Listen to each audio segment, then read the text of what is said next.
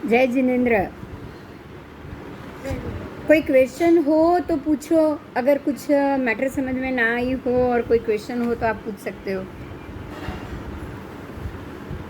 अभी है ना, ये सब्जेक्ट में आप पूरा आकाश और है तो खगोल विज्ञान, लेकिन आकाश जमीन के बिना नहीं रहता है ना। तो आपको यहाँ भूगोल भी मिलेगा और खगोल भी मिलेगा। तो कोई क्वेश्चन है या कोई सवाल है तो आप पूछ सकते हो अभी तक के पढ़ाई में। लास्ट क्लास में हमने ये टॉपिक किया कि ग्रहों से सुख और दुख, ग्रहों के कारण सुख और दुख कैसे आता है। आपको हमारी जो भी सिस्टम है वो आपको पता है, कर्म की सिद्धांत को आप जानते हो। आपको ये मालूम है कि रिजल्ट हमारे कर्म ही देंगे, लेकिन उसके लिए कोई ना कोई निमित्त जरूर बनेगा। ये आपको अगर पता हो तो मालूम ही होगा सबको कि आपको हमको हमारे ही किए हुए कर्म का फल मिलेगा, लेकिन निमित्त समय कब मिलना है, कितना मिलना है, कितना मिलना है वो आपके कर्म के हिसाब से, कर्म के अधीन है। लेकिन कब मिलना है, कब वो होगा, कब उसका समय आएगा, वो कोई ना कोई निमित्त जरूर तय करेगा। बोलो हाँ या ना। अगर निमित्त बलवान नहीं होता ना, प्रबल नहीं होता ना, तो जब भी कर्म किया है तभी उसका हिसाब हो जाता। हाँ या ना वो बताओ। अगर ऐसा होता कि कोई निमित्त ही नहीं होता, समझ लो कि कोई निमित्त का कारण ही नहीं होता, तो जब भी आपने अशुभ कर्म किया तभी उसका हिसाब हो जाता। अगर सब कुछ कर्म के हाथ में होता तो जब भी मैंने जो भी बुरा किया मुझे तुरंत उस वक्त उसका फल मिल जाता। लेकिन निमित्त बलवान है, निमित्त बहुत प्रबल, समय बहुत प्रबल। और ये समय ही है जिसके अधीन संपूर्ण जगत है। संपूर्ण जगत में ये कहूँगी, षड द्रव्य के अधीन ही हो हम सब जीव, सभी ये 14 राजलोक किसके अधीन है? उसको संचालन करने वाला कौन है? संपूर्ण जगत का संचालन करने वाला कौन है? हमने पहले ही षड्द्रव्य कर लिए हैं। आपको ये मालूम होगा कि षड्द्रव्य ये जगत में ठसाठस भरा हुआ है, कहीं से भी थोड़ी जगह उसने खाली नहीं छोड़ी।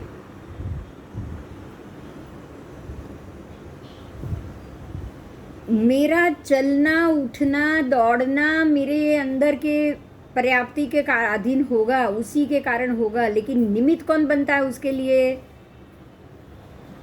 कोई जवाब देगा?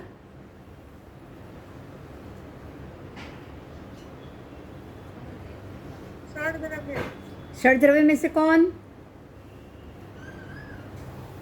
चलने के लिए कौन निमित्त? गतिशीलता और चलने में कौन निमित्त?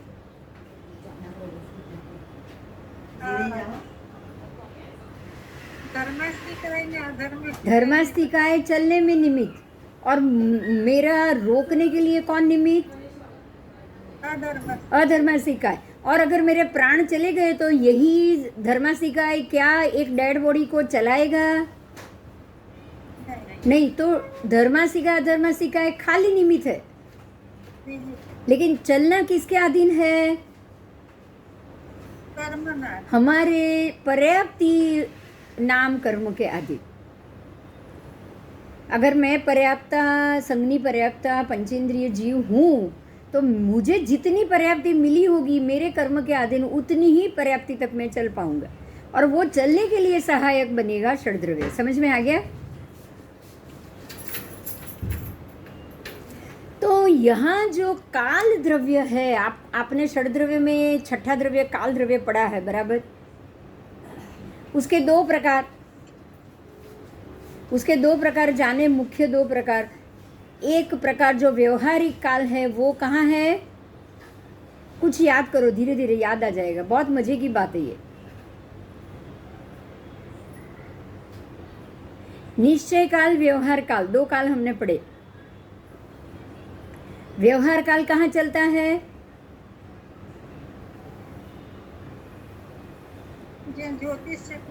हाँ, बिल्कुल बराबर, जहाँ चर ज्योतिष है वहाँ। व्यवहार काल का मतलब क्या है कि अभी व्यवहार में शाम का वक्त है, संध्या का समय, ये व्यवहार काल हुआ। हर एक सेकंड सेकंड का हिसाब, उत्सर पीढ़ी अवसर पीढ़ी, असंख्य काल चक्र की गिनती ये व्यवहार काल ही करता है। समय से लेके, एक समय से लेके 20 कोड़ा कोड़ी सागरोपम तक का व्यवहार, और व्यवहार है ना। मेरे 60 साल खत्म हुए तो वो व्यवहार हुआ, ये व्यवहार हुआ। और निश्चय से तो जब तक मेरी आयु है तब तक तो मुझे जीना ही जीना है। तो व्यवहार काल, अब ये षड द्रव्य के बगैर तो ये संसार चलेगा ही नहीं, ये निमित्त ही षड द्रव्य है। देखो, हम आज सिर्फ निमित्त की बात कर रहे हैं। अगर मुझे चलना है तो चलने के लिए निमित्त कौन? धर्मस्थी का है। अगर मुझे रुकना है, बैठ जाना है, चुप हो जाना है, कोई भी गति नहीं करनी है, उसके लिए निमित्त कौन? अधर्मस्थी का है। अगर मेरी उम्र 60 से 61 हुई, 65 हुई, 70 हुई, तो उसके लिए निमित्त कौन?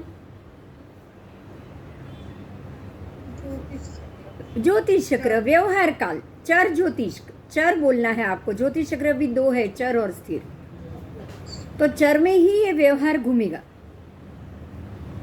व्यवहार काल को समझना बहुत जरूरी, बहुत इजी है, आपको समझ में आ गया है, पर शब्द में, हमारी जबान पे ये शब्द आना चाहिए। रोज की जो भी गणना हुई कल हो गया, आज जो है वो कल, आने वाले कल के दिन ये व्यतीत हुआ हो, भूतकाल माना जाएगा। तो भूतकाल, भविष्यकाल, वर्तमान काल ही व्यवहार काल, बराबर। निश्चय काल में ऐसा कुछ नहीं होने वाला। तो हमें यही समझना है कि ये षड द्रव्य एक ऐसे निमित्त है जिनके कारण हर एक जीव अपने अपने कर्मों के हिसाब से आधि, व्याधि, द्रव्य हानि, कलह आदि सारी चीज, झगड़ा, प्रेम, जन्म, मरण, सब सब उत्पन्न करता रहता है, प्रत्येक जीव, जब तक वो मुक्त नहीं होता है, बराबर। तो हमारे ये सारे कर्मों के भोगने में निमित्त कौन बना? चर ज्योतिष चक्र, ये सारे ग्रह। तो ग्रह आकाश में घूम रहे हैं, और ये सारे जीव जंतु कहाँ बसे हुए हैं? पृथ्वी पे। सिर्फ तिर्यंच और मनुष्य पृथ्वी पे, बाकी एकेंद्रिय तो हर एक जगह पे है। आप उसमें भी देखो, जाति देखो, जो पृथ्वी में नहीं है, जमीन पे पैर रख के नहीं खड़े हैं, वो सारे एकेंद्रिय हुए जीव, सारे एकेंद्रिय। वायु का है, अप का है, तेऊ का है, ये सारे एकेंद्रिय जीव। जो हवा में है, हवा में भी अगर घर्षण हो जाएगा वो आज्ञा प्रकट हो जाता है। अगर 2 चीज टकराए और घर्षण हो जाए तो आग उत्पन्न हो जाती है, हवा में भी होता है ये। जहाँ जहाँ जो योनि होगी वहाँ वहाँ उसकी उत्पत्ति हो जाएगी। ये योनि बहुत अच्छे से समझना है हमें। आपको वहाँ बद्रीनाथ, केदारनाथ, हिमाचल प्रदेश के अंदर ठंडे पानी, ठंडे बर्फ की जगह में गर्म पानी का कुंड मिलता है। कोई सरप्राइज नहीं है, कोई साइंस नहीं है उसमें। आप साइंस ढूंढने भी मत जाना, क्योंकि वहाँ पे जो जल अपकाय की योनि उत्पन्न होने की योनि की जो जगह है वो उष्ण जीव के योनि की जगह है, और कोई कारण नहीं।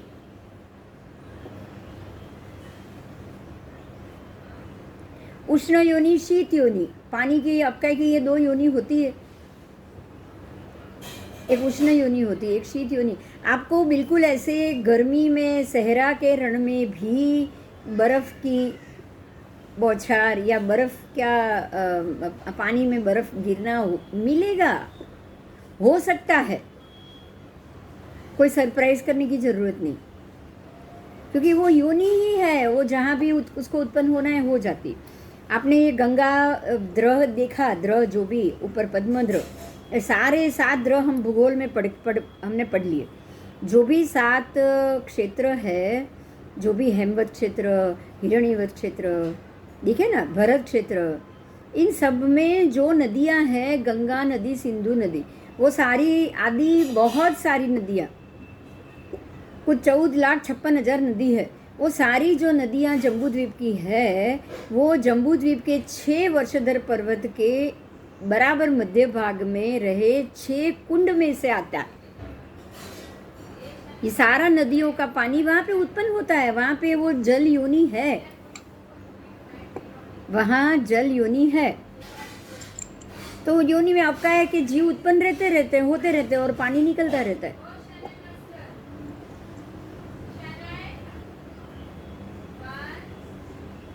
तो ये स्थिति है कि जो जीव को जहाँ उत्पन्न होना है वो वहाँ पहुँच ही जाता है, क्योंकि वो अपने कर्मों के अधीन, वो लोग अपने अपने कर्मों के अधीन। तो अपने अपने कर्मों के अधीन वो जीव वहाँ पहुँच जाएगा, उसको अपने कर्मों के हिसाब से फल मिलेगा। तो ये 14 राजलोक में पूरे जहाँ जहाँ भी ये जो जीव है, जीव प्राण उसको कहा गया, उसको भूत कहा गया। आपने ये शब्द आगे सुना होगा इसी बुक में। उनको भूत, प्राण, जीव, सत्व सब कहा जाता है। तो ये सारे जीव अपने अपने कर्मों के अधीन जहाँ भी उनको कर्म भोगना है वो जगह पर जाके जन्म ले लेते हैं, और उनको अपने अपने कर्मों के अधीन समय और निमित्त को उत्पन्न करने में काल द्रव्य सबसे ज़्यादा महत्वपूर्ण होता है। षड द्रव्य तो है ही, उन जीवों में अगर चर है, वो त्रस है, तो उनका घूमना, उनका रुक जाना, ये सारा धर्मासिका अधर्मासिका के अधीन होगा। अगर एक कीड़ी भी होगी तो उसको घूमना है तो उसको धर्मासिका चाहिए, लेकिन उधई होती है ना, उधई अपने आप बढ़ती है वो, पर जन्म नहीं होता है उसका चलना नहीं है, वो त्रस नहीं है, उधई त्रस जीव नहीं है। उधई चल के एक जगह से दूसरी जगह नहीं होती, वो अपनी जगह पे उत्पन्न हो जाती। ज़्यादा भेज, अगर आपको ये पता होगा, अगर घर बहुत दिनों तक बंद रहे और भेज हो, बारिश ज़्यादा हो और दीवारों में से भेज और सब इकट्ठे हो जाए ना, तो उधई तुरंत हो जाती, क्योंकि वहाँ पे उसके जन्म के योग्य योनि उत्पन्न हो गई, उसको ऐसा वातावरण मिल गया। तो वातावरण देने वाला कौन सा द्रव्य? कौन सा द्रव्य? षड द्रव्य में से भी कौन सा? अभी आपको है ना धीरे धीरे सभी द्रव्यों के कार्य को समझना है। ये वातावरण उत्पन्न करने वाला कौन सा षड द्रव्य?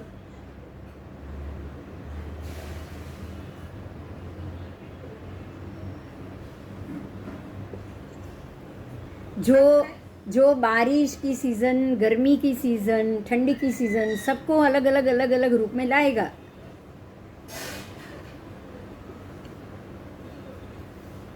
सूर्य लाता है ना सब। धूप कब ज़्यादा होगी?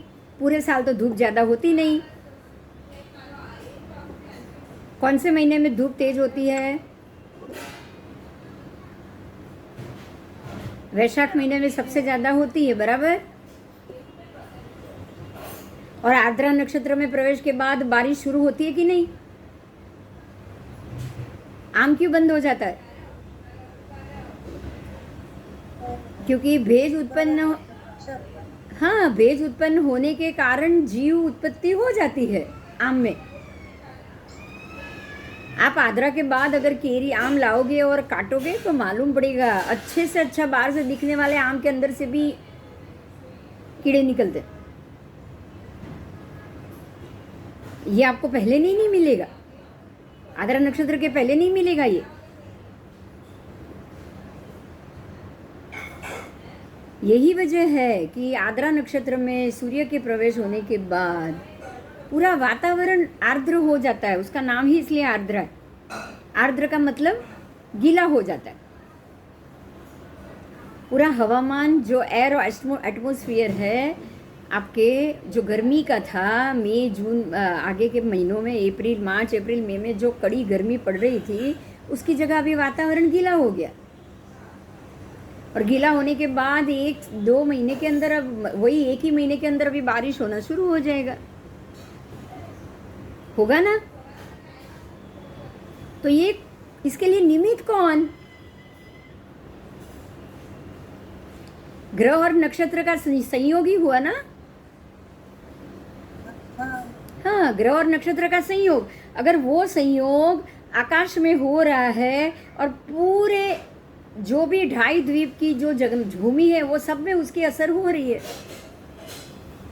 बाहर तो कुछ होगा नहीं ऐसा 2.5 द्वीप के बाहर तो, क्योंकि चर ज्योतिष नहीं है वहां। सारे कल्प वृक्ष मिलेंगे आपको, एक इंद्रिय के वृक्ष मिलेंगे, लेकिन हमारे यहाँ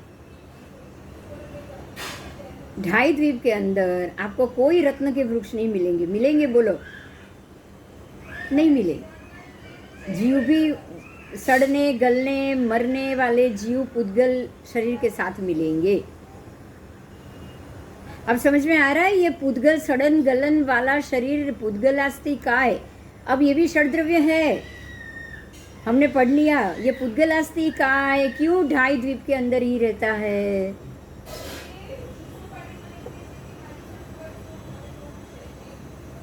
बाहर भी पुद्गलास्ति काय है, लेकिन सड़ने गलने वाला नहीं, खत्म होने वाला नहीं। उनके शरीर देव आते हैं जाते हैं, वहां भी तिर्यंच जन्म लेते हैं, वहां तक है, लास्ट स्वयंभू रमण समुद्र तक है, 1,000 योजन के मत्स्य।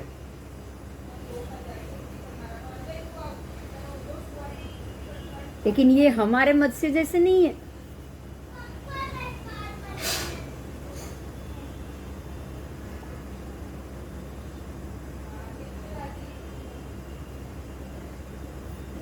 ठीक है, तो आपको यही जानना है कि जो चराचर ज्योतिष चक्र है उसकी असर भूमि के ऊपर हो रही है। जहाँ चर है वहाँ अलग असर है, जहाँ अचर है वहाँ अलग असर। जहाँ चर है, ग्रह घूम रहे हैं, वहाँ के जीव को जन्म मरण आदि व्याधि उपाधि रोग मृत्यु कष्ट सब मिलता है और बदलता रहता है। उनके ये सारे कर्मों के फल का जो पर्याय है वो बदलता रहता है। अनंत पर्यायों में बदलाव चर ज्योतिष में घूमने के कारण होता ही है। लेकिन जहाँ अचर ज्योतिष घूम रहा है वहाँ कोई अनंत पदार्थ में घटत बटत होती नहीं। वहाँ आपको सारे मत्स्य कोई 500 योजन कोई 1000 योजन के मत्स्य मिलेंगे। 500 योजन 1000 योजन का मतलब क्या हुआ आप सोच सकते हो? पूरे भरत क्षेत्र को डबल करो, उतना बड़ा मत्स्य एक। इतने पूरे भरत क्षेत्र के एरिया को डबल करो, उतना बड़ा एक ही मत्स्य।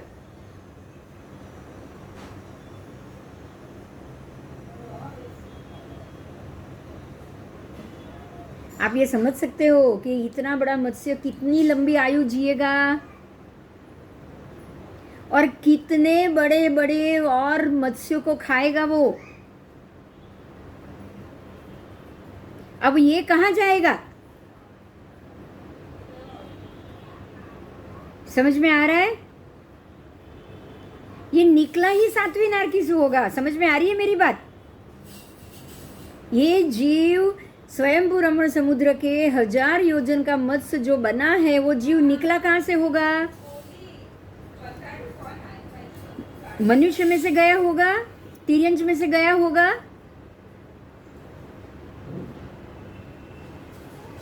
नरक में भी निकले तो नरक में 7वीं नरक में तो आटलू भोगी ना आवे तो। हाँ, 7वीं नारकी से। अब देखो 7वीं नारकी से अगर निकला है तो मत्स्य बनेगा, तो अब वो वापस 6ठी नारकी में जाएगा। क्योंकि मारेगा तो उतने ही जीव।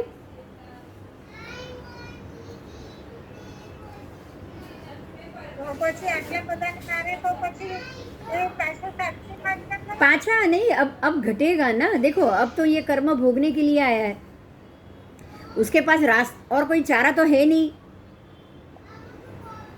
और कोई चारा तो है नहीं।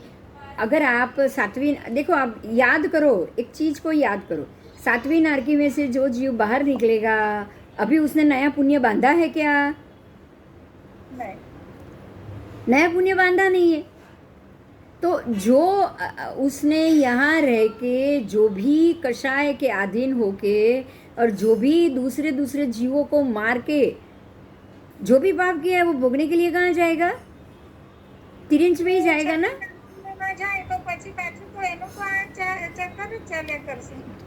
आपको पता है भगवान महावीर के 25वें 26 आप वो भव को याद करो, 15वें भव के बाद जब वो प्रति वासुदेव, अरे वासुदेव बने थे ना, भगवान महावीर का जीव 16वें भव में वासुदेव बना था ना। वासुदेव बनने के बाद वो सातवीं नारकी में गया, सातवीं नारकी में से निकल के वो सिंह बना, सिंह में से निकल के वो वापस पांचवी नारकी में गया। તો પછી પુણ્ય કેવી રીતે ઊભું કર્યું? पुण्य तो जीव के अंदर जो भी सत्व पड़ा हुआ होता है ना, इससे पहले देखो ये सारे पाप ही का भोग हो रहा है, यहाँ कोई पुण्य का भोग नहीं हो रहा है। यहाँ कोई पुण्य, रुको, पुण्य कोई खर्चा हुआ નહીં. तो जो वो जब वो सातवीं नारकी में गए उससे पहले जो पुण्य उनके पास अकबंध पड़ा होगा वो ऐसे ही पड़ा होगा कि नहीं? તો પછી આ લોકોને પુણ્ય નહીં હોય કોઈ સાતમી નારકી જઈને પાછું? सातवीं नारकी में आप कौन सा पुण्य बांधोगे? समझ सकते हो, आप कोई पुण्य बांधने के लिए जा रहे हो, સ્ટોકમાં ના પડ્યું હોય સતત. जरा स्टॉक में पड़ा हो, लेकिन नया तो नहीं बांधोगे ना। और नरक, सुनिए, नरक में से जीव कभी भी देव तो बनेगा नहीं। अगर मनुष्य बन सकता है, मनुष्य भी बनेगा तो कहाँ जाएगा वो ही जाएगा मनुष्य में, जैसे श्रेणिक राजा जाने वाले। अगर नारकी में जाने के बाद आपके सम्यक दर्शन अकबंध है तो ही आप मनुष्य में जाओगे, नहीं तो तिर्यंज में ही जाना पड़ेगा, देव तो बनोगे नहीं।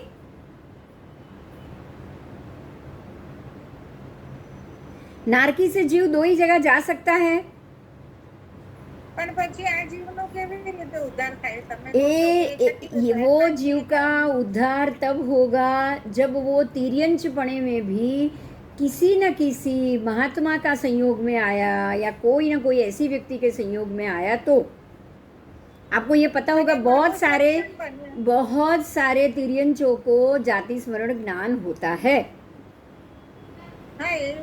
हाँ, आपको ये उदाहरण मालूम है ना, वो एक मत्स्य बार बार एक प्रतिमा जी को देख देख कर वापस आता था और उसको भी जाति स्मरण ज्ञान हुआ। तो ये तो उसका जो सिलक में पड़ा हुआ पुण्य है वही काम आया ना। उसको पुण्य कौन सा काम आया?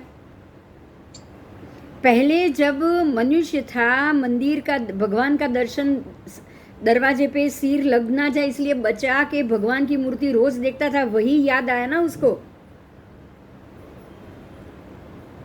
तो पुण्य तो आप अपने कर्मों को, पाप कर्मों को भोगते जाओगे तब उसका नंबर भी आना ही आना है। जो अंदर पड़ा है उसका, भगवान महावीर स्वामी के जीव को भी सम्यक दर्शन चला गया था, इसलिए यहाँ वो घूमे वापस। सब द्विज ब्राह्मण में गए, यहाँ गए। आपको पता है 15वें भव के बाद वापस उनको सम्यक दर्शन कब मिला? तीर्थंकर नाम कर्म कब बंधा? 25वें भव में। तो 10 भव तक तो आए गए कि नहीं? हुआ कि नहीं? अब जब सिंह बनोगे तो कहाँ जाओगे वापस? मत्स्य बनोगे तो कहाँ जाओगे भाई?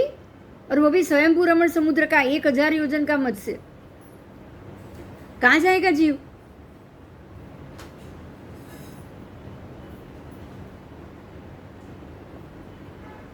मत्स्य में भी आपको 100 प्रकार की मछली मिलेगी।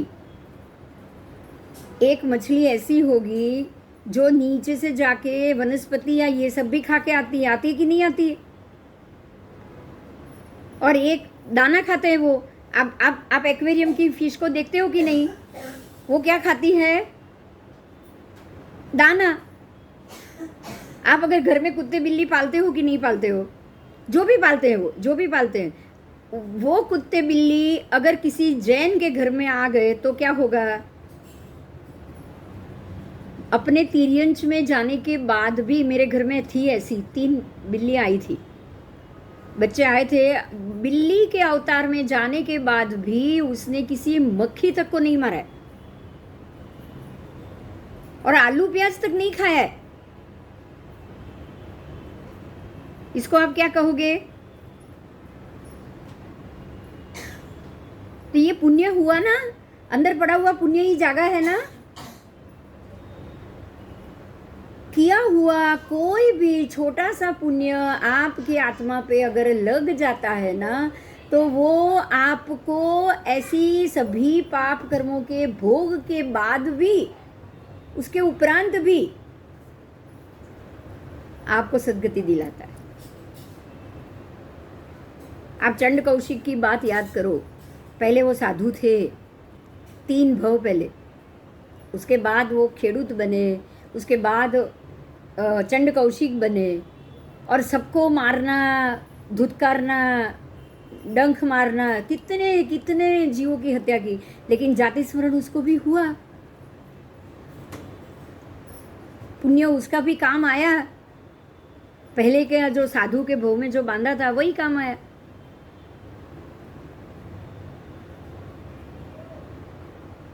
तो ये चक्कर, कर्म के भोगने का चक्कर, ये चराचर ज्योतिष के कारण आप एक के बाद एक भव में उसको भोगते जाओगे। ये आपका प्रारब्ध होगा। आपने जो कर्म बांधा है उसी के हिसाब से आपको आगे के नसीब में ऐसे ऐसे भव मिले। लेकिन साथ में जो पुण्य किया है वो पुण्य आपको पुरुषार्थ करने में बहुत ही मदद करेगा। मेरी बात समझ में आई अभी?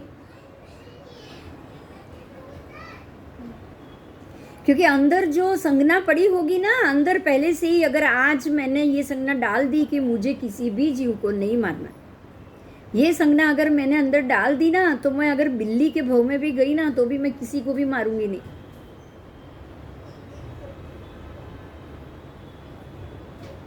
और ऐसे भव में जाना मेरे हाथ की बात नहीं है। क्यों? क्योंकि आज मैंने ये सोचा है, मेरे पिछले पिछले जन्म में, पिछले पिछले समय में मैंने ऐसे अशुभ कर्म किए होंगे तो मुझे वहां जाना भी पड़ेगा। लेकिन मेरे हिसाब में अगर किसी ना किसी शुभ कर्म का उदय होना लिखा होगा, अगर किया होगा तो ही मिलेगा। एक बात बहुत ध्यान से समझिएगा, निगोद में से जब भी एक छोटा सा जीव बाहर निकलता है ना, वो किसी सिद्ध भगवंत की मेहरबानी से निकलता है। उसमें उसका नसीब नहीं होता है, वहां कोई पुण्य नहीं किया उसने। लेकिन एक जीव सिद्ध गति में गया तो एक निगोद से बाहर आएगा ही आएगा। तो वो उसके ऊपर सिद्ध परमात्मा की मेहरबानी हो गई। लेकिन वो मेहरबानी के बाद इतने जन्म मरण वो करता है, इतने जन्म मरण करता है, सभी जन्म मरण में जो जो जहाँ जो कर्म करेगा उसका ही वो फल भोगेगा। यहाँ तक उसको कोई समझ नहीं आई है कि मुझे यहाँ से बाहर निकलना चाहिए, मुझे वैराग्य किसे कहा जाता है, ये जगत क्या है, ये षड द्रव्य क्या है, ये चर ज्योतिष क्या है, कौन कौन निमित्त है जो ये जगत में घुमाने के लिए जरूरी, ये उसको नहीं पता है। नहीं पता है तब तक तो जन्म मरण होना ही होना है। अगर पता ही नहीं है तो आप यहां से बाहर निकल पाओगे? पहले ये बताओ, हाँ या ना? नहीं, कुछ पता ही नहीं है कि यहां से बाहर कैसे निकला जाए, तो हम निकल ही नहीं पाएंगे। तो जब तक पता चलेगा कितने भव हो जाएंगे? अनंत अनंत भव हो जाएंगे जब तक ये पता चलेगा। तो तब तक आपकी पूरी जीवन यात्रा कैसे चलती है? अब समझ में आ रही है बात? ये उसमें निमित्त कौन है? काल द्रव्य। जीव त्रस हो गया या स्थावर हो गया, उसमें निमित्त आपके कर्म। नरक में गए या देव बने, उसमें भी निमित्त आपके कर्म। मगर वहां लेके जाने वाला कौन? वहां से बाहर निकालने वाला कौन? वो निमित्त हो गया, वो हो गया षड द्रव्य। हो गया? आज क्लैरिफिकेशन हुआ? तो ये है हमारे द्रव्य, क्षेत्र, काल और भाव के हिसाब से हमारी आत्मा पर लगते अशुभ और शुभ कर्मों का हिसाब। हमें नहीं पता है कि हमारे ऊपर क्या क्या लगा है, लेकिन ये जो काल द्रव्य जो घूम रहा है ना, चराचर ज्योतिष जो घूम रहा है ना, वो व्यक्ति सामने आते ही उसको अपना फल याद आ जाता है। आप कहीं कोई अनजान जगह जाओ, किसी बिल्डिंग में जाओ और कुछ ना हो और वो चौकीदार डांटना शुरू कर ले, आप इधर खड़े हो, क्यों खड़े हो, क्या काम है? अगर कहीं बाहर निकले रोड पे और किसी कुत्ते ने आके आपको या गाय ने आके आपको सींग लगा दिया, होता है कि नहीं होता है? किसी कुत्ते ने आके काट लिया, आप कुत्ते को छेड़ने तो गए नहीं थे। अचानक कुत्ते 3-4 कुत्ते आपके पीछे दौड़े और भौंकना शुरू कर दे, अचानक कुछ नहीं होता है। आपको यही ध्यान देना है, अचानक कुछ नहीं होता है। ये सारे निमित्त हैं। वो कुत्तों का आपके सामने आना भी समय और निमित्त कारण है।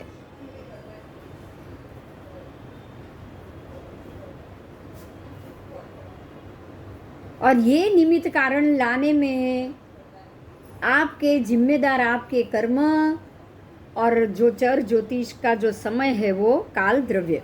अब ये दोनों ने सामने ला दिया, अब आपको क्या करना चाहिए बताओ मुझे, चलो।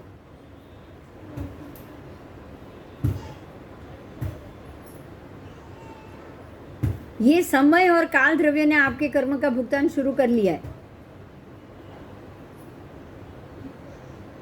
अब आपको क्या करना चाहिए?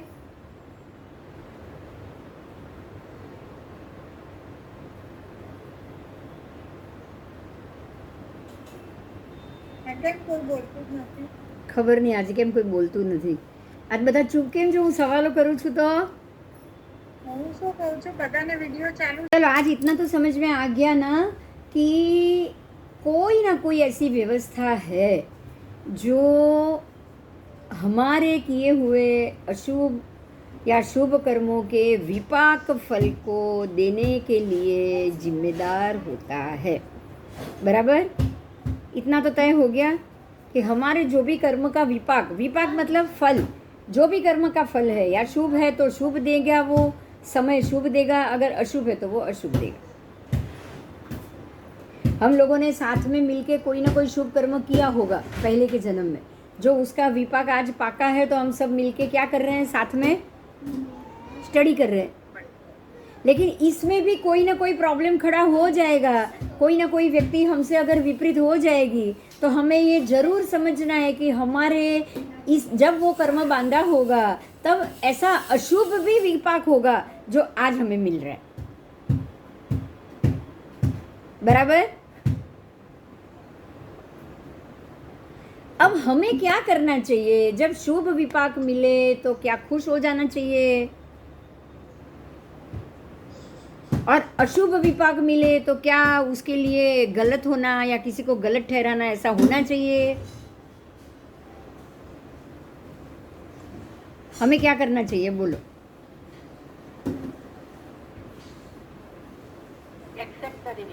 हमें बिल्कुल न्यूट्रल हो जाना चाहिए, बिल्कुल न्यूट्रल, कि जो खुशी का समय मिला है उसमें भी हमें यही समझना है कि अब यही चीज़ ऐसी मजबूत हो जाए कि आगे आगे आगे समय में भी ऐसे ही अच्छा कार्य या ज्ञान का कार्य, हमारा ज्ञान यज्ञ आने वाले जन्म में भी चालू रहे।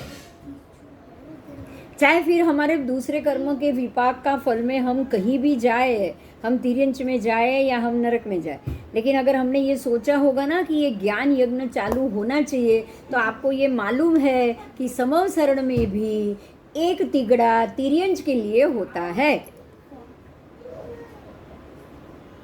कि नहीं होता है?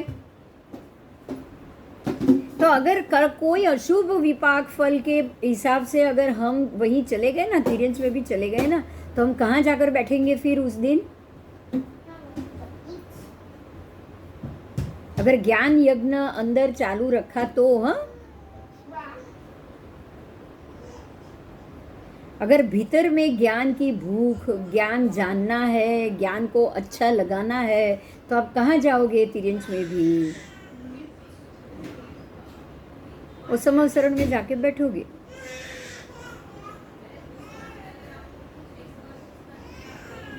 तो हमें यही करना है कि अब ये पूरी व्यवस्था जान ली, षड द्रव्य को जान लिया, काल द्रव्य को जान लिया। अभी एक और बात समझो, या बहुत जरूरी है समझो। आपके षड द्रव्य में से कौन सा द्रव्य बाकी रहा?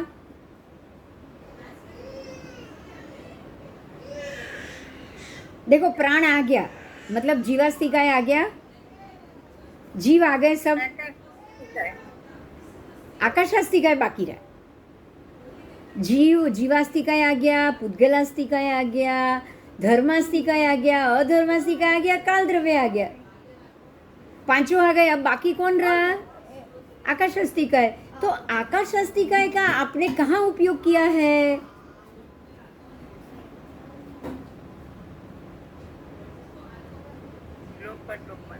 आकाशास्तिकाय तो सारे षड द्रव्यों को संभाल के अपनी अंदर लेके बैठा हुआ है।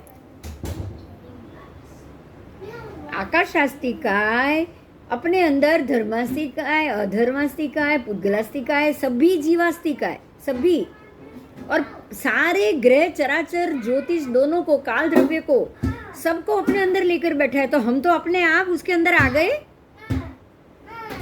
हम तो अपने आप अंदर आ गए। अब हमें तो आकाशास्तिकाय को भी छोड़ देना है। हमारे दिमाग में क्या सोच होनी चाहिए? देखो, आज ये जन्म में, आज के बाद आप ये शन है, आप इतनी चीज को सोचना शुरू कर दो कि हमें ये षड द्रव्य में से कोई द्रव्य नहीं चाहिए।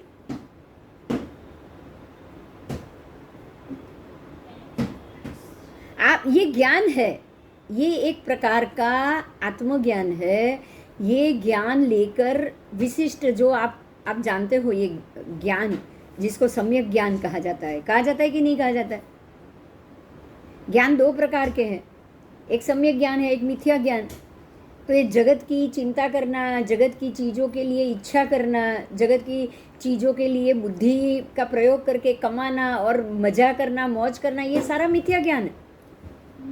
लेकिन सम्यक ज्ञान क्या है? तो ये जगत क्या है वो जानना, यहाँ से बाहर निकलने का रास्ता जानना, ये सारे दुख और परंपरा के जिनके अधीन संपूर्ण षड द्रव्य किसके अधीन हुआ? संपूर्ण षड द्रव्य लोक के अधीन हुआ।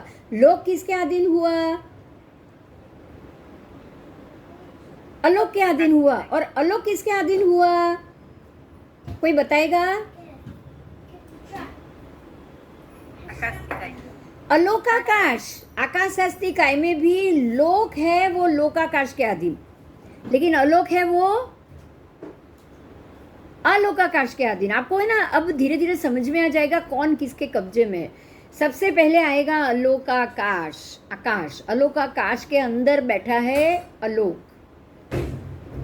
अब अलोक के अंदर बैठा है लोक। तो जितना एरिया में ये 14 राजलोक है, उतना ही एरिया लोकाकाश का हुआ। ये लोकाकाश ही है आकाशास्तिकाय। समझ में आ रही है मेरी बात? कारण कि आकाशास्तिकाय भी दो विभाग है, अलोकाकाश और लोकाकाश। आकाशास्तिकाय जो लेकर बैठा है वो षड द्रव्य को अपने अंदर लेकर बैठा है। खुद भी एक द्रव्य है और बाकी के पांचों को अपने अंदर लेकर बैठा है, लेकिन ये 6 के 6 द्रव्य को तो अलोकाकाश लेके बैठा है कि नहीं बैठा है? एक बॉक्स के अंदर दूसरा, दूसरे के अंदर तीसरा बॉक्स आता है कि नहीं आता है? बिल्कुल ऐसे। तो हमें तो ना अलोक चाहिए, ना लोक चाहिए, ना लोकाकाश चाहिए, हमें कुछ नहीं चाहिए, एक भी षड्द्रव्य नहीं चाहिए। अगर आप ये सोचोगे ना तो ही आप ये जगत के बाहर निकलने का रास्ता भी ढूंढ पाओगे और तभी वैराग्य आएगा। यही इसी बात को कहा जाता है लोक स्वरूप भावना। जो बाहर भावना है ना, उसमें एक भावना है लोक स्वरूप भावना, और वो बाहर भावना की जो एक भावना है लोक स्वरूप, तो लोक का स्वरूप जानोगे ना तो अपने आप वैराग्य आएगा, जागेगा। कि यहाँ तो पुद्गलास्तिकाय को अगर मांगने जाओगे, अच्छा शरीर मांगने जाओगे, उसके लिए पुण्य करना पड़ेगा, दान करना पड़ेगा, पुण्य कमाना पड़ेगा। पुण्य कमाया तो पुण्य कमाने के लिए भोगने जाओगे, भोगने के लिए अच्छा पुद्गल शरीर मिलेगा। अच्छा पुद्गल मिलने के बाद क्या करेंगे हम? जीने की तो तमन्ना है ही ना, और ज़्यादा अच्छा काम करने की तमन्ना है नहीं, और अच्छा शरीर मांगेंगे? नहीं मांगेंगे। मांगेंगे कि नहीं मांगेंगे? नहीं मांगेंगे। और अच्छा शरीर मांगने के बाद भोगने के लिए वापस पाप क्रिया शुरू, वापस शुरू। तो जो वो भोगने की क्रिया वापस शुरू हो गई तो वासुदेव, प्रति वासुदेव बढ़िया से बढ़िया शरीर मांगने के बाद ये सारे त्रिसृष्टि सला का पुरुष के जीव करते क्या है?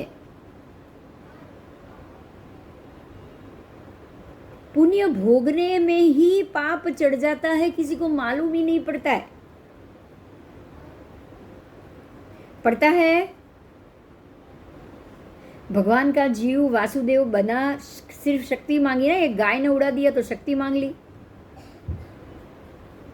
ऐसी शक्ति नहीं मांगी कि मैं सिर्फ गाय का ही सामना कर पाऊँ। भगवान कोई बात नहीं, मुझे ऐसा शरीर दे ताकि मेरे को कोई गाय ऐसे उड़ा ना जाए। उतना ही मांगा होता तो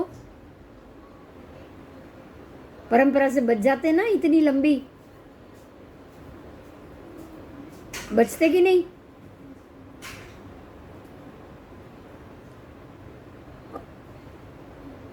तो हमारे लिए सबसे महत्व की बात यही आती है कि अगर ये लोक को जानेंगे, अलोक को जानेंगे, षड द्रव्यों को जानेंगे तो इसमें से बाहर निकल पाएंगे।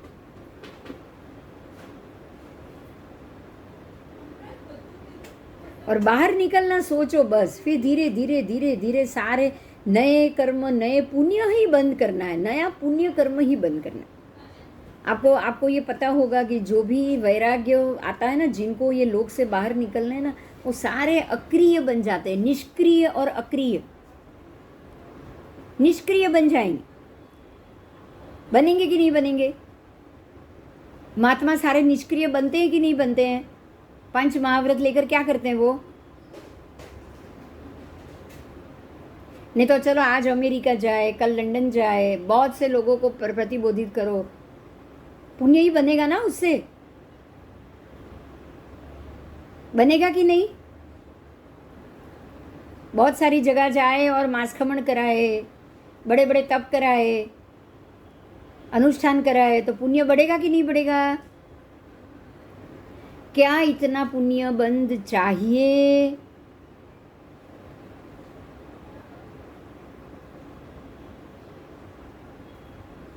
सबसे पहले हमारे दिमाग में यही बात आनी चाहिए कि अब कोई भी नए पुण्य बंद या नए पाप बंद के कर्म को नहीं करना है। बिल्कुल अक्रिय हो जाना है, निष्क्रिय हो जाना है। अगर आप अक्रिय हो गए, निष्क्रिय हो गए तो ही ये चराचर जगत की एक भी षड्द्रव्य की असर आपके ऊपर नहीं हो पाएगी।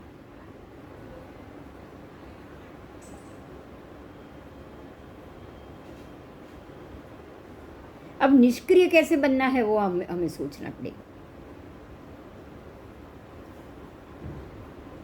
कि हम निष्क्रिय कैसे हो सकते हैं। बराबर।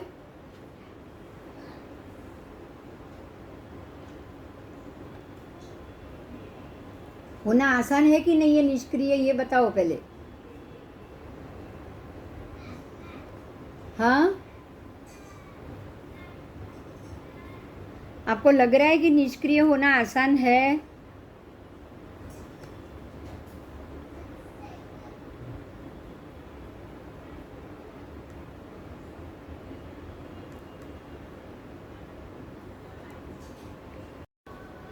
जन्म के समय में या कार्य के आरंभ में, वर्ष मासादि के आरंभ में जो अनुकूल हो तो उस राशि में गए हुए प्राणियों को सुख मिलेगा।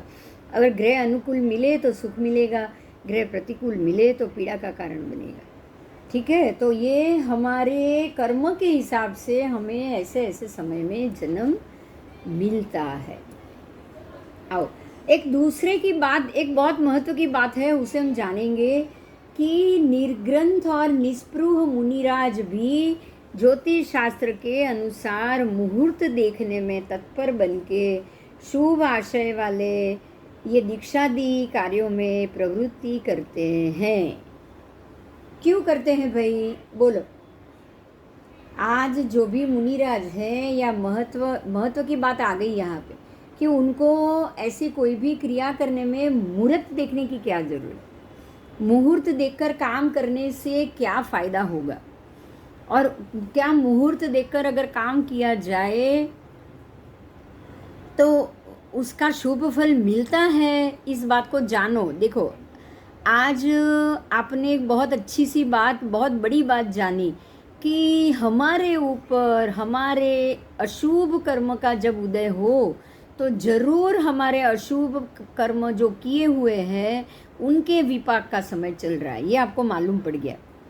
तो हमें इतना तो मालूम पड़ गया कि अगर हमारे अशुभ कर्म का विपाक चल रहा होगा तो ज़रूर ग्रहमान और जो भी गोचर जो कालचर ज्योतिष है वो हमारे लिए विपरीत कार्य करेगा, अशुभ फल देने का कार्य करेगा। हाँ या ना?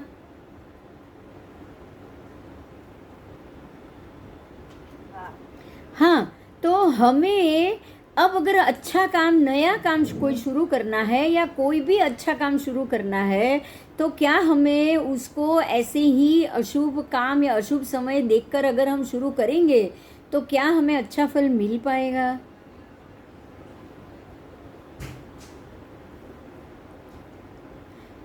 जब ग्रहों की इतनी ज़्यादा असर होती है वातावरण पे कि अगर ग्रहमान अशुभ है तभी हमें अशुभ फल मिल रहा है। अशुभ फल इसीलिए मिल रहा है क्योंकि ये हमारे कर्म में भोगने के लिए शुभ फल है ही नहीं, इसलिए ग्रहमान और गोचरमान ही अशुभ चल रहा है। तो फिर उसमें अगर हम अशुभ ही गोचर फल देखकर नया काम शुरू करेंगे तो क्या वो सक्सेस होगा?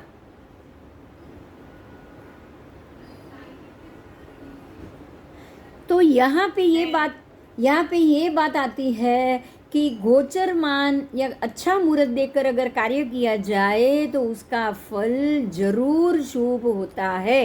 हाँ या ना?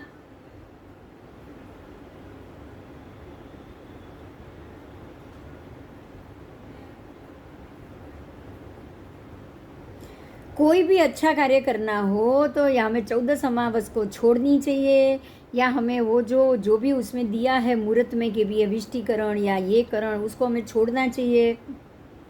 और नया महीना हो, बैसता महीना हो, पुष्य नक्षत्र हो, गुरु पुष्य नक्षत्र हो, रवि पुष्य नक्षत्र हो, तो हमें ऐसा अच्छा समय देख के जरूर कार्य करना चाहिए। बोलो, करना चाहिए कि नहीं करना चाहिए?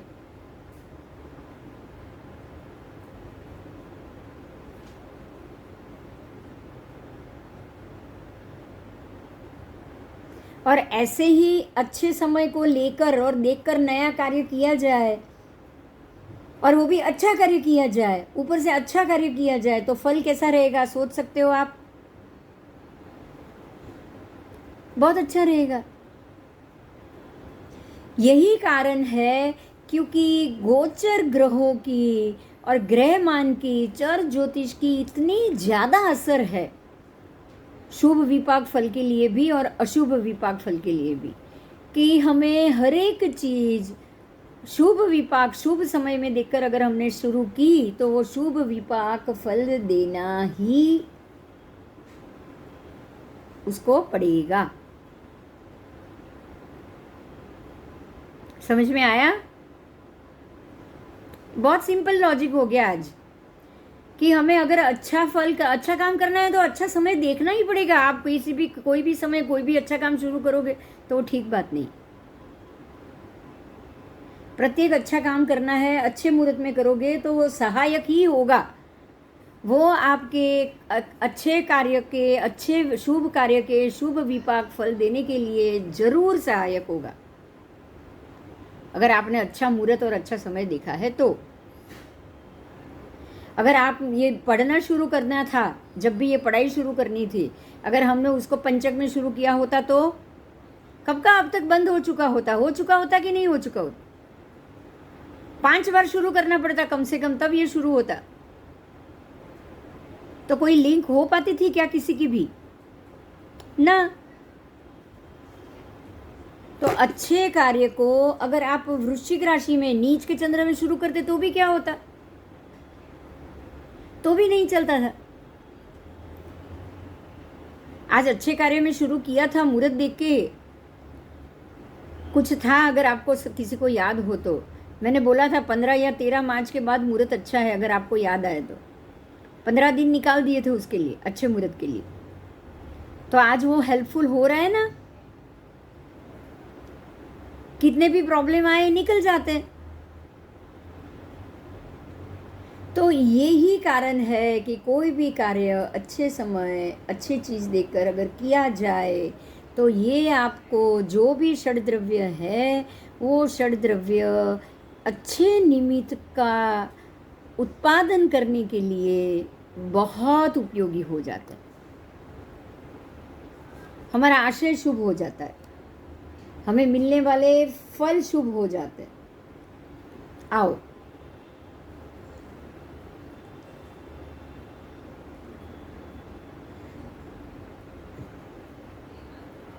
सर्वप्रथम तो श्रुत के रहस्य को जो नहीं जानता और गुरु परंपरा को जिसकी बिल्कुल जानकारी ना हो वही वाक्य ऐसा बोल सकता है। अगर आपको गुरु परंपरा की जानकारी हो, अगर आपको आगम परंपरा की जानकारी हो तो आप ग्रहमान को जरूर महत्व देंगे। देंगे कि नहीं? क्यों? क्योंकि आगम ने यही बताया है कि सारे ग्रह नक्षत्र सूर्य चंद्र तारा जो 5 चर ज्योतिष है वो भी अपने अपने कर्मों के अधीन ही चलते हैं। बताया ना, सूर्य देव का वहां जन्म लेना और एक पलेपन आयु के बाद वहां से निकल जाना, ऐसे ही चंद्र देव का वहां जन्म लेना, जैसे ही उनकी आयु पूरी हो जाए निकल जाएंगे। ज्योतिष चक्र के जो बीम है वो शुभ ग्रह भी देते हैं, शुभ असर भी देते हैं, अशुभ असर भी देते हैं।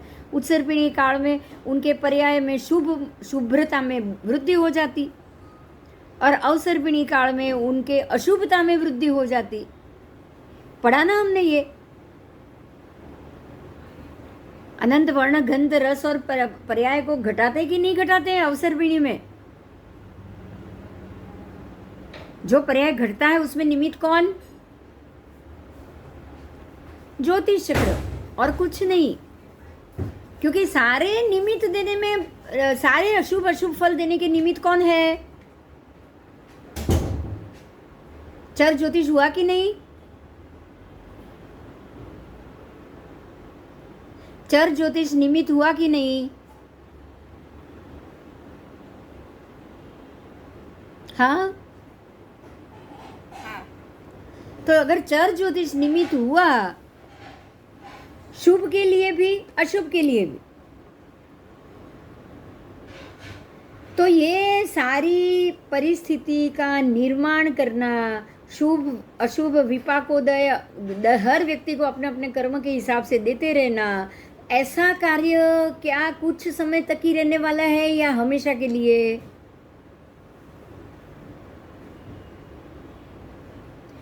ये व्यवस्था हुई कि नहीं हुई, मुझे एक एक जवाब चाहिए। समय के लिए। ये व्यवस्था है तो कुछ समय के लिए या हमेशा के लिए? समय के जीव की अपेक्षा कुछ समय के लिए, लेकिन जगत की अपेक्षा से हमेशा के लिए। हमेशा के लिए। इसीलिए भगवान ने कहा है कि ये जगत, ये लोक पहले भी था, आज भी है, कल भी रहेगा। षड द्रव्य पहले भी थे, आज भी है और आने वाले कल में भी रहेगा। ये सारे शाश्वत पदार्थ है। एक जीव की अपेक्षा ये अशाश्वत हो गया, क्योंकि एक जीव यहाँ से अगर मुक्त हो गया तो अब उसको ये सबसे कोई लेना देना नहीं है। लेकिन बाकी सारे जगत के जीवों को तो होगा कि नहीं होगा?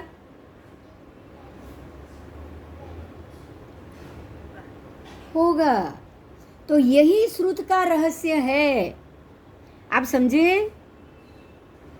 आगम का, श्रुत का रहस्य ही यही है। ये रहस्य कैसे हुआ? तो द्रव्य, क्षेत्र, काल, भाव और भव, इनको ये षड द्रव्य निश्चित रूप से अफेक्ट करते ही है।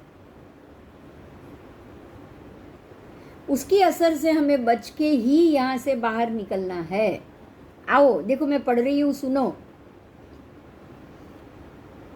जिनेश्वर परमात्मा की ऐसी परंपरा से प्राप्त अमृत व शीतल रहस्य रूप आगम सिद्धांत को सुनते शुभ और अशुभ कर्मों के विपाक फल के 5 हेतु होते हैं। शुभ फल अगर विपाक अगर मिलना है या अशुभ विपाक मिलना है तो उसके हेतु कितने हुए? 5 हेतु। बहुत महत्व की बात है, ध्यान से सुनो। ये शुभ फल अगर मिलना है किसी को तो भी 5 हेतु, और अगर किसी को अशुभ फल मिलना है उसको भी कितने हेतु? 5 हेतु। कौन से हेतु? देखो मैं बोल रही हूँ। निमित्त कारण 5 हेतु है। पहला है द्रव्य, दूसरा है क्षेत्र, तीसरा है काल, चौथा है भाव और 5वां है भव। समझ में आया? जो भव लेगा ना, जो जन्म लेगा, भव का मतलब जन्म, जो जीव जन्म लेगा उसको ये 5 हेतु नड़ेंगे। अगर किसी जीव को जन्म लेने की जरूरत नहीं है तो उसको ये 5 में से एक भी हेतु नड़ेंगे क्या? हाँ? नहीं। सिद्ध भगवंत को ये 5 में से एक भी कारण नड़ेगा? नहीं लड़ेगा। नहीं नड़ेगा, क्योंकि उनको अभी ये लोक से कोई लेना देना नहीं। समझ में आया?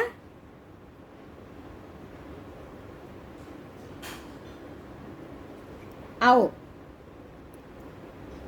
जैसे कि साता सुख द्रव्य के आश्रयी है, हुआ ना? सुख किसके आश्रयी है?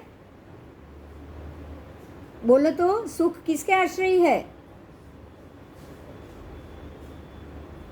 द्रव्य के आश्रयी। अगर सुख चाहिए तो शरीर को अगर आराम मिला तो सुख होता है कि नहीं होता है? शरीर को बढ़िया सा खाना मिला, बोलो सुख तृप्ति होगी कि नहीं होगी? पेट को भी तृप्ति होगी, मन को भी तृप्ति होगी, शक्ति भी बढ़ेगी। बढ़ेगी कि नहीं बढ़ेगी? हाँ, बढ़ेगी। बढ़ेगी। तो ये जो कारण है वो कौन है?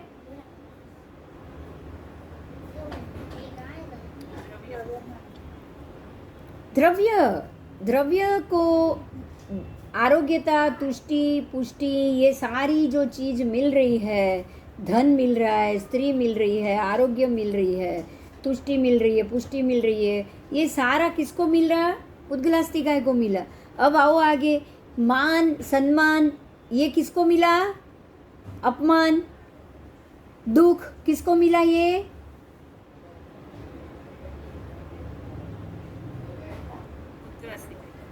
नहीं, पुद्गल को तो शारीरिक तकलीफ मिलेगी, मान सम्मान शारीरिक नहीं है।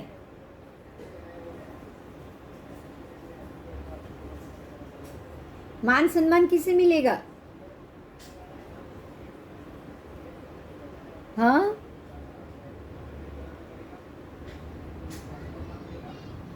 मन को मिलेगा ना। मान सम्मान से खुशी किसको मिलती है बताओ? जी मन को मिलती है ना। तृप्ति किसे मिलती है? मन को मिलती। तो मन को तृप्ति मिले उसके लिए आप किसको बोलोगे? किसको बोलोगे? कौन सा षड्द्रव्य में से कौन सा द्रव्य आएगा यहाँ? जी जीवास्तिका है। बहुत अच्छी बात है, संसारी जीव को मिलती है। जो जीव कर्मों के अधीन घूम रहा है उसको मिलती है। सिद्ध के जीवों को कोई किसी को भी अपमान की चिंता होती है बताओ? सिद्ध का जाके वहां पे लोक में जाके या लोक के बाहर निकल के कोई अपमान करके आएगा? आ सकता है? नहीं आ सकता। तो जो जीव जन्म मरण ले रहा है उसको मान अपमान की चिंता होगी। तो ये मान अपमान रूप जो कर्म भोगना है वो जीवास्तिकाय को भोगना है। अच्छा, अब संबंध अमुक कुछ जन्म तक या कुछ भव घूमना है। अगर मान लो कि किसी को पता चले, जैसे कि गौशाले को अनंत भव तक उसको घूमना है, अनंत भव तक गौशाले को अनंत भव तक घूमना था, तो ये जो अनंत भव तक की जो परंपरा थी उसकी घूमने की, उसके लिए कौन जिम्मेदार? हाँ काल द्रव्य। काल द्रव्य ने उसको एक बंधन दे दिया है। समझ में आया? और काल अब यहाँ पे सोचो, देखो एक बहुत बड़ी बात सोचने जैसी। एक ही भव में गौशाले ने एक ही भव में अनंत भव की परंपरा कैसे बांधी? समझ में आ रही है दक्षा? एक भव में आप सिर्फ आने वाले भव की परंपरा बांध सकते हो। अगर हम आज के जो जमाने के विचार को सुने ना, तो एक भव में अनंत भव के आयु नहीं बन सकते। ऐसा होता है क्या? पॉसिबल है ऐसा? सत्ता में तो हो ही है, सत्ता में तो हाँ, है। आपने उसको सत्ता में लेके भरे, गौशाले ने भरे कि नहीं भरे? सत्ता में तो है। हाँ, गौशालक ने अपने सत्ता में एक के बाद एक अनंत भव की परंपरा को भर दिया है। एक ही भव में अनंत भव की परंपरा बंध दी। ભાવ હોય, સત્તાના ભાવ હોય, પણ ફિક્સ આયુષ્યનું બંધન હવે પછી કયા ભાવમાં જવું છે ને એ રંગ એક વાર એ વખતે નક્કી. वो उस समय नक्की होगा, लेकिन सत्ता में गौशालक ने अपने ही भव में कितने सारे भव का सत्ता में उसने बंधन कर लिया। સત્તામાં પડ્યા सत्ता में बंधन कर लिया मतलब आप एक जीव एक भव में अनंत भव के कर्मों के बंधन को भी बांध सकता है। तो ये किसने बांधा? कौन से अस्तिकाय के कारण? काल अस्तिकाय। काल का उसका प्रमाण काल हो गया। अब उसको अनंत भव तक वो यहाँ से बाहर नहीं निकल पाएगा। ठीक है, तो ये हो गया आपका काल अस्तिकाय। तो ये हो गया द्रव्य क्षेत्र। अब क्षेत्र की बात आई। कौन से क्षेत्र में जाके आपको ये कर्म भुगतने हैं, भव भुगतने हैं? अब गौशालक को कौन से क्षेत्र में जाना पड़ेगा? 22 सागरोपम तक वो 7वीं नारकी में रहने वाला है। कितने? 22 सागरोपम तक। तो 22 सागरोपम काल हुआ और 7वीं नारकी क्षेत्र हुआ कि नहीं हुआ? हुआ कि नहीं? तो द्रव्य क्षेत्र काल, भाव कौन सा आएगा?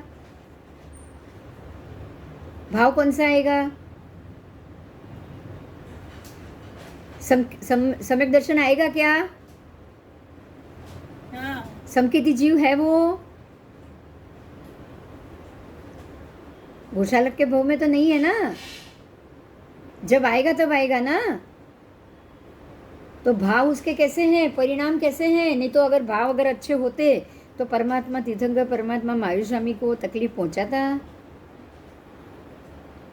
किसी भी जीव को पहुंचाता? हाँ, ભાવ તો શુભ અશુભ બે ચાલે. अशुभ ही चल रहा था। जब उसने कर्म के बंद किए ना, तब तो बिल्कुल अशुभ ही चल रहा था। वो अंतिम समय में उसको लगा कि भाई मैं गलत था, अंतिम समय, पहले नहीं। लेकिन वो अंतिम समय के कुछ समय तक के जो उसने अपने भाव को बदली किए, उससे क्या उसकी आगे के क्षेत्र, द्रव्य कुछ भी घट पाया? बोलो, घट पाया? नहीं घट पाया ना? બહુ સંભળાયું નહીં કઈ. देखो, बात चल रही है गौशालक की, बात चल रही है गौशालक की।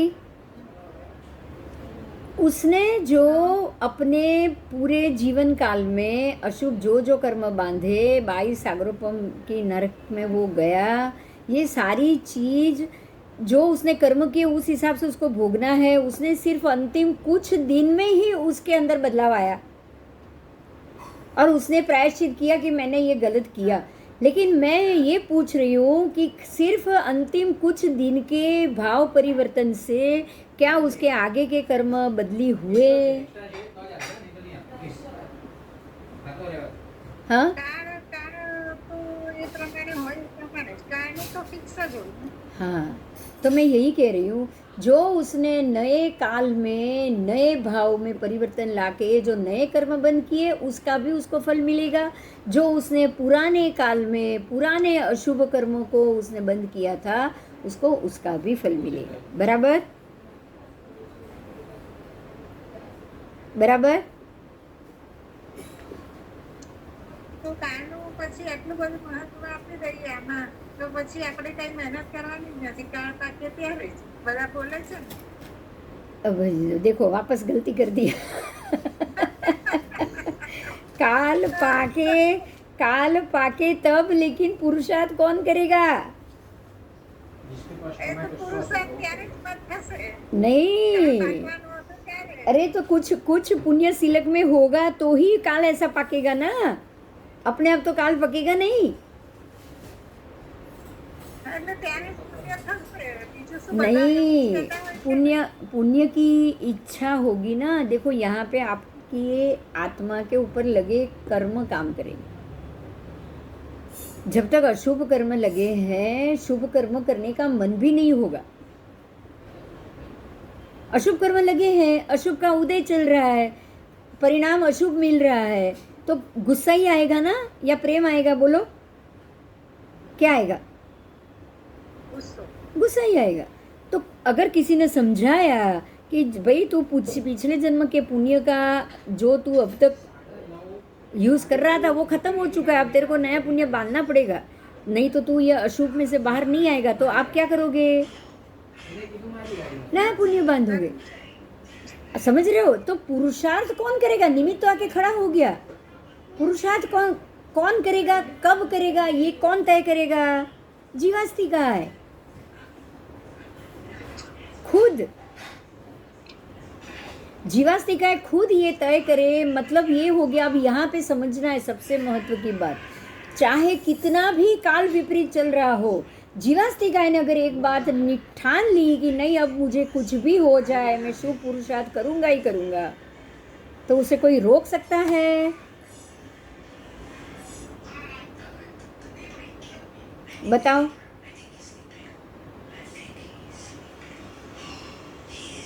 कुछ समय मानसिक परेशानी होगी, लेकिन आप अगर संतुष्टि से रहोगे कि चलो जो हो गया है आ जाने दो, मुझे तो अच्छा ही करना है, बोलो, तो ये पुरुषार्थ हुआ कि नहीं? शुभ आशय और शुभ विपाक का फल हुआ कि नहीं हुआ? हुआ ना? और ये कब होगा? मनुष्य के भोग में आओगे तब, संगनी पंचेंद्रिय बनोगे तब, उससे पहले तो बिल्कुल नहीं। तिर्यंच में थयो ने. तिर्यंच में भी पुण्य सिलक में हो तो, पुण्य सिलक में नहीं होगा तो कुछ नहीं। ये पुण्य सिलक बनाने की बात चल रही है ना, तभी तो अनंत भव भटकने के बाद हम मनुष्य बनते हैं, ऐसे थोड़ी मनुष्य बन जाते। कारण समझ में आ रहा है अभी? मनुष्य जन्म शुभ कुल में जन्म, अहिंसा कुल में जन्म, मिलने का कारण कितनी भव परंपरा है, ये समझ में आ रहा है? ऐसे ही नहीं मिलता है। जो सामान्य भव मिले होंगे उसमें शुभ आशय, शुभ पुरुषार्थ किया होगा, तभी ये हो पाया, तभी आपके सिलक में पुण्य पड़ा है और आपको अच्छी जगह अच्छी चीज मिली। अगर इसी को कायम नहीं रखा, साथ में नहीं रखा, तो क्या होगा? वापस वही जीरो से घूमना। तो घुमाने में कौन सा द्रव्य, हाँ? घुमाने में, वापस जीव को घुमाने में कौन सा द्रव्य काम आएगा? काल द्रव्य। और घूमने में से बाहर निकालने में कौन सा द्रव्य का पुरुषार्थ चलेगा?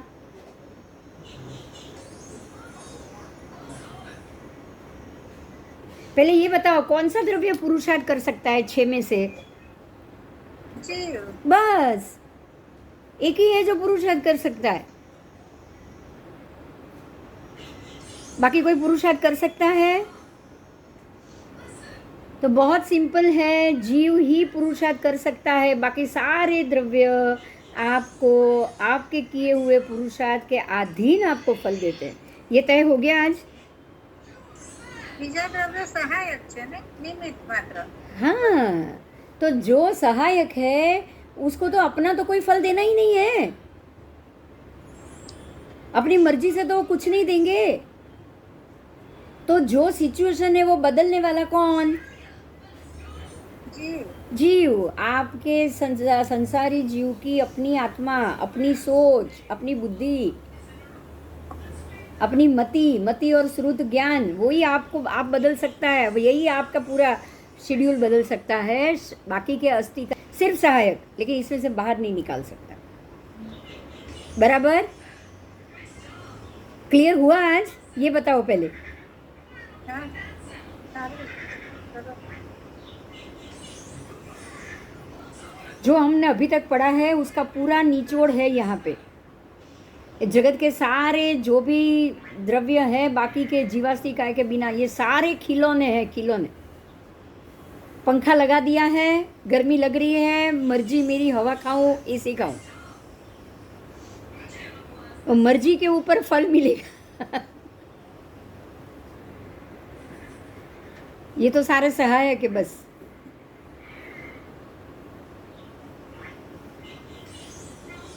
ठीक है, ठीक है। तो हमें बाहर किस में से आना है? मर्जी में से बाहर आना है। मर्जी के हिसाब से हम नहीं चल सकते।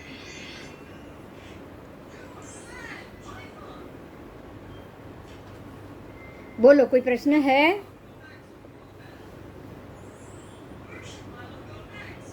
अच्छा, टॉपिक बहुत अच्छा है। कुछ नहीं समझ में आए तो प्रश्न करो। ऐसा नहीं हो जाए कि आपके प्रश्न, आपकी कोई एक जगह पे आप अटक जाओ। बस आज का टॉपिक सच में बहुत अच्छा है।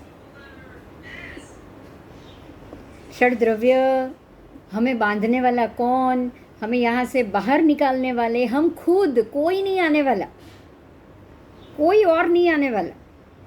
इसीलिए कहते हैं कि जितनी शक्ति एक आत्मा के अंदर होती है उतनी शक्ति और किसी में नहीं होती, और किसी में नहीं होती। उसको वो खुद ही बाहर निकाल सकता है, उसको और कोई नहीं निकाल सकता।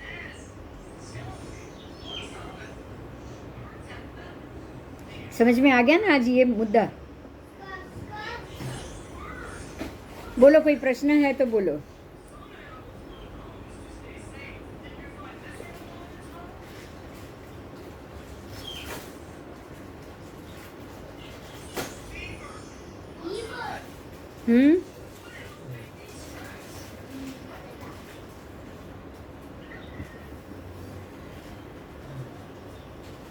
ठीक है, फिर आज अटके यहाँ।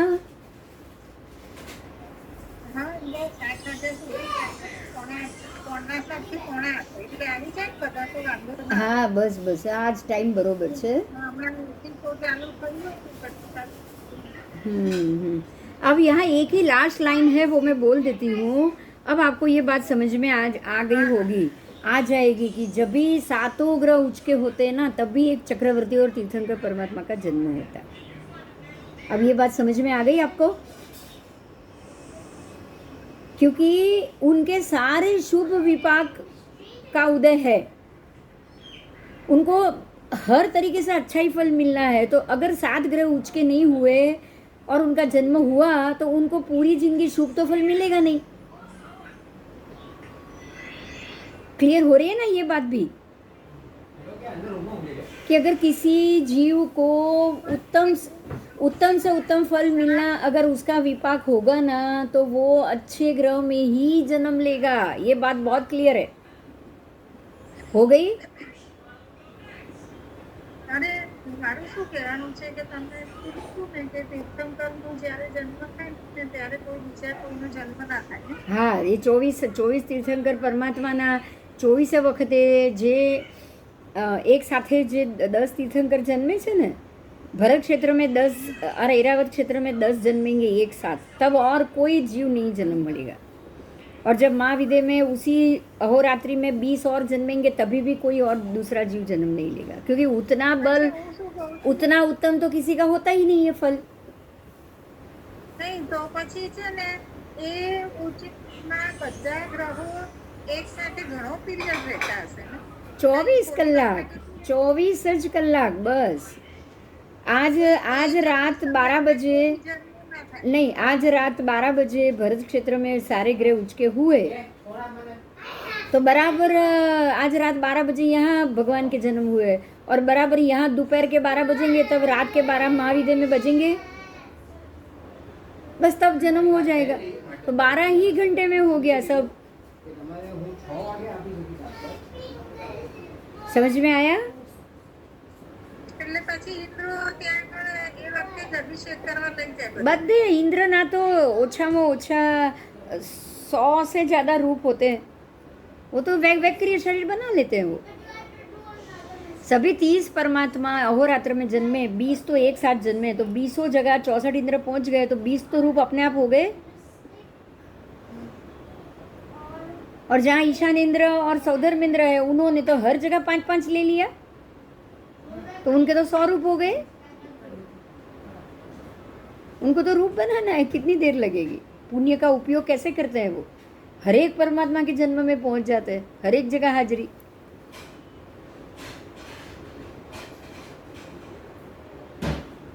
अब ये नया पुण्य तो कमाया ना देवों ने, देवगति में, ઘણું બધું ભેગું हाँ, देवगति में पुण्य कमाया है, तो भोगने के लिए वापस मनुष्य में आएंगे वो।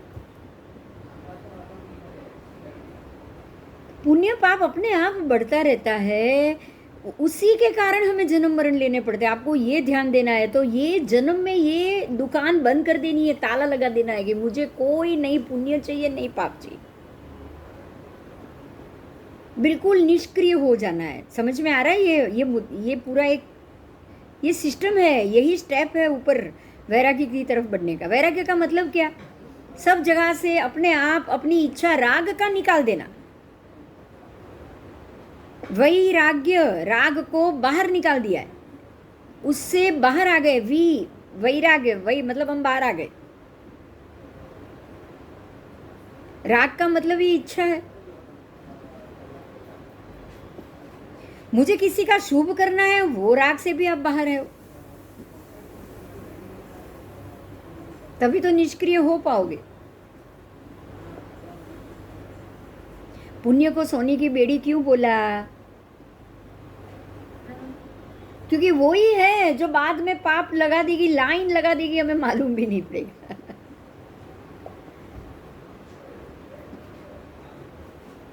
छोटा सा पुण्य करने की इच्छा कर लिया, उसके बाद कितनी परंपरा बढ़ जाएगी मालूम नहीं। बराबर बराबर। आज मजा आ गया, मुझे भी बहुत मजा आ गया। હા.